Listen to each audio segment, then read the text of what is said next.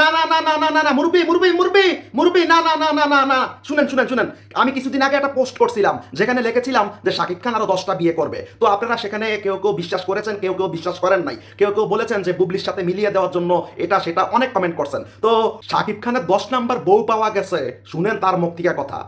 তো আমি অনেক সাক্ষাৎকার বলেছি শাকিব খানের 10 নম্বর বউ দেখতে তো আসবই। সাকিব খানের 10 নাম্বার বউ আপনি? হ্যাঁ 10 নম্বর বউ না, 3-4 তো হয়েছে, এখন 10 নম্বর বউ হতে চাই।